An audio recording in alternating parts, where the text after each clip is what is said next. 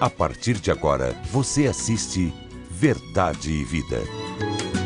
Um programa da Igreja Presbiteriana do Brasil. Às vezes, a maneira de Deus agir parece misteriosa. Muitas vezes não compreendemos a forma de Deus trabalhar. Pois eu quero dizer para você no programa de hoje que esse deserto não é um acidente na sua vida. O deserto é uma agenda de Deus.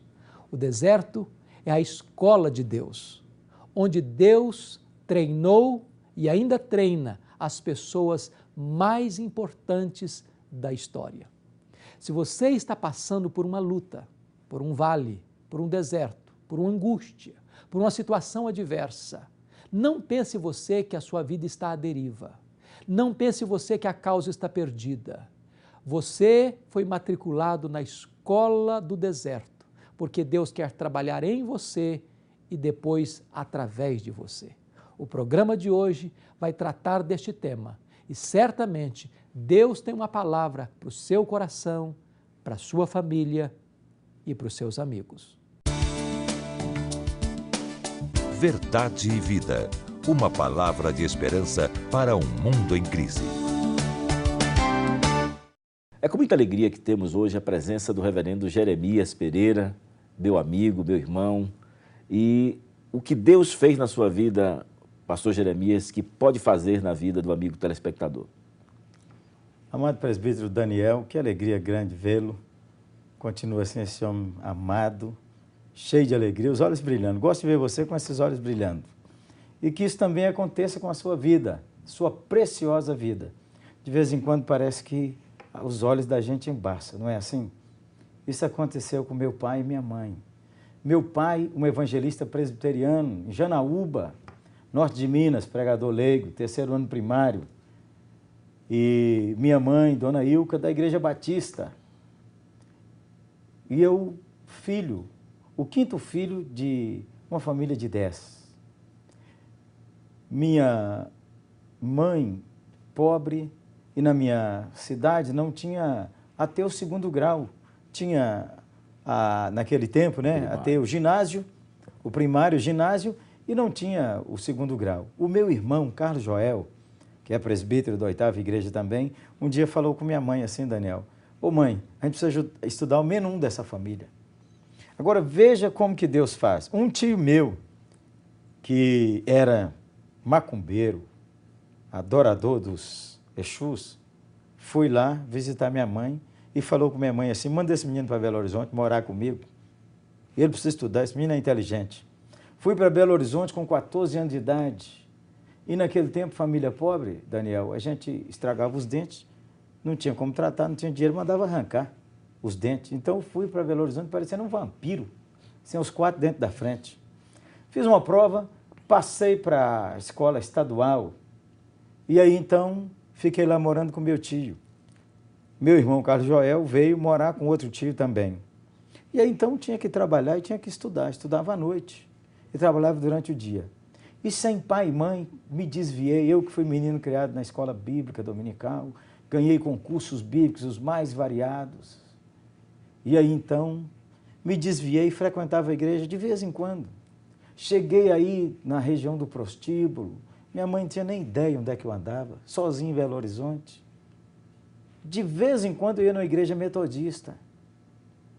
Mas a gente não engana pai e mãe. Meus pais, pais de oração, escrevia uma carta para eles, e aí minha mãe falava com meu irmão, eu sei que Jeremias está me escrevendo um versículo, mas Jeremias está longe de Deus. E assim passei em Belo Horizonte, dos meus 14 até os 17 anos, fui me afastando, aquele vazio na minha alma. Também nesse período não tinha dinheiro, não podia voltar para ver meus pais. Meu irmão, Carlos Joel, um dia falou assim, vou pagar para você ir num congresso de jovens. Era na primeira igreja presbiteriana de Belo Horizonte. E aí então, olha, pai e mãe, invista nesse negócio do seu filho ir no congresso, ir no acampamento, mesmo que ele não queira nada por enquanto. Eu fui para aquele congresso para namorar as meninas. Eu passei de 14 aos 17 anos, as meninas nem me olhavam, porque eu era banguelo. Eu resolvi que ia namorar uma menina de cada cor, Daniel. Estava com a cabeça zoada. E naquele dia pregou o reverendo Oswaldo Alves. Ele estava pregando naquele congresso. E eu totalmente distraído, mandando bilhete para as meninas, estava de dente, podia rir, não é? De repente ele falou assim, Jonas era careca. Não tem nada a ver com você, Daniel. Jonas era careca. E ele me chamou a atenção. Eu falei, gente do céu, como é que esse cara descobriu isso? Eu estou na igreja a vida inteira, ninguém nunca falou. Eu tinha 17 anos. Aí comecei a prestar atenção, ele estava falando sobre o filho pródigo. Aquele moço criado, uma família boa, um pai amoroso, e depois resolveu sair para longe do pai e viver uma vida sem o pai, sem aquilo que o pai tinha ensinado, e ele foi lendo minha história. Eu falei, mas esse sujeito sou eu. Eu nunca tinha pensado que essa história tinha a ver comigo. E aí Lucas, capítulo 15, verso 20, diz assim, Lucas 15, 20. E vinha ele ainda longe, quando o pai o viu, correndo o abraçou e beijou. E ele pregou para aquela quantidade de jovens. Tinha mais de 300 jovens.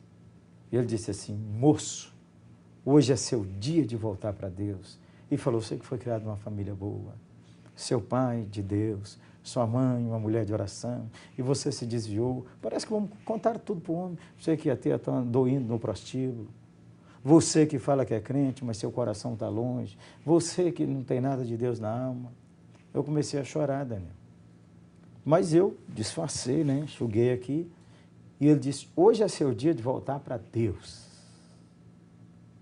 E fez um convite. Moço, que hoje quer voltar para Deus? Você podia ficar em pé no seu lugar, ou então vir aqui à frente que nós vamos orar por você.